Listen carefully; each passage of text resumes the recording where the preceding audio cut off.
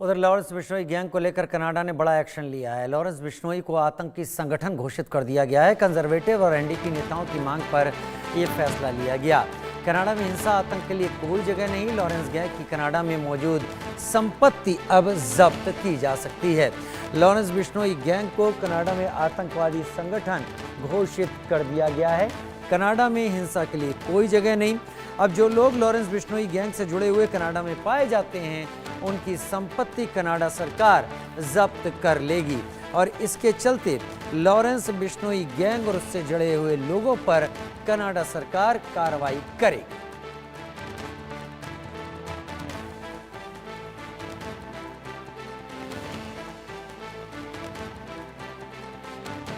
Conservative और NDP नेताओं की मांग पर यह फैसला लिया कनाडा सरकार ने और उन्होंने स्पष्ट कर दिया कि लॉरेंस बिश्नोई का गिरोह गैंग आतंकवादी संगठन है।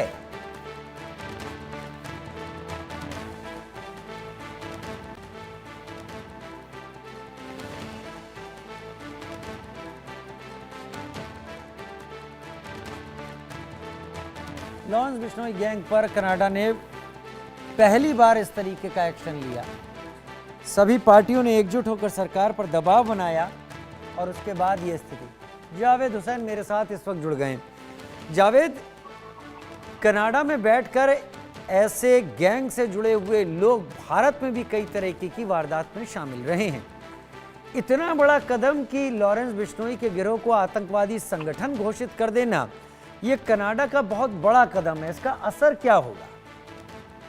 देखिए राजीव, जिस तरीके से लॉरेंस बिश्नोई गैंग को कनाडा गवर्नमेंट ने आतंकवादी लिस्ट में शामिल किया है या यूं कहें कि उन्हें घोषित किया है, ये अपने में एक बहुत बड़ा कदम है। लेकिन अगर पिछले साल की बात करें, साल 2024 से 23 की, तो जिस वक्त जून 2023 में निज्जर की जो हत्या हुई थी, हरदीप सिंह निज्जर राजीव, जो कि केटीएफ यानी कि खालिस्तान टाइगर फोर्स का जो एसोसिएट था, जो उससे जुड़ा हुआ था और भारत मूल का था, उसकी हत्या हुई थी, जिसमें लॉरेंस बिश्नोई और गोल्डी बरार गैंग का नाम सामने आया था, जिसमें 3 शूटर पकड़े गए थे जो तीनों स्टूडेंट थे और जिनका कोई भी क्रिमिनल बैकग्राउंड नहीं था। उस वक्त कनाडा गवर्नमेंट ने जो है भारत सरकार को उस पर पूरा आरोप लगाया था और जिस तरीके से गोल्डी और लॉरेंस उस वक्त एसोसिएट थे, लेकिन अब गोल्डी और लॉरेंस दोनों अलग अलग गैंग हो गए हैं और जिस तरीके से गोल्डी बरार के साथ अब रोहित गोदारा हो गया है, तो वहीं दूसरी तरफ लॉरेंस और अनमोल बिश्नोई और बाकी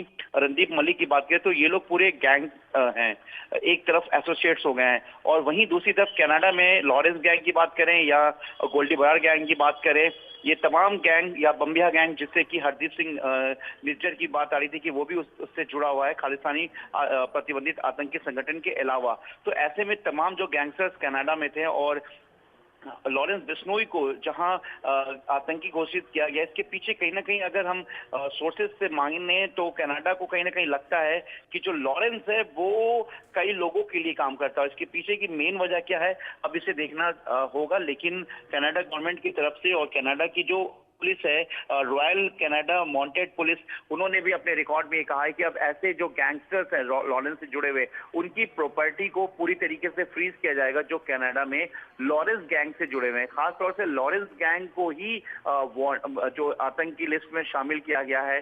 गोल्डी बरार का किसी तरीके का कोई जिक्र नहीं है, ये भी सोचने वाली बात है। रणदीप मलिक बम्बिया गैंग से किसी का नाम शामिल नहीं है। तो लॉरेंस के पीछे क्या है ये देखना है। और इस वक्त लॉरेंस के जो एसोसिएट्स हैं वो कनाडा में बहुत कम है, वो दूसरे देशों में इस वक्त मौजूद हैं और लॉरेंस खुद जो है इस वक्त साबरमती जेल में बंद है। तो ऐसे में कनाडा गवर्नमेंट का इसके पीछे का मकसद क्या है, ये देखना और समझना बहुत अहम है। लेकिन भारत के लिए भी कहीं ना कहीं एक बड़ी बात है, क्योंकि कनाडा ने जिस तरह से लॉरेंस को आतंक की शामिल किया है और इसकी तमाम इससे जुड़े हुए लोगों की प्रॉपर्टी को और फाइनेंशियल जो चीजें उनको जब्त करने की बात कही है, तो इससे एक बड़ा मैसेज आएगा। वाकई बड़ा मैसेज है, वाकई बड़ा मैसेज है और इसके असर क्या होंगे कुछ दिन में पता चलेगा। बहुत शुक्रिया जावेद जुड़ने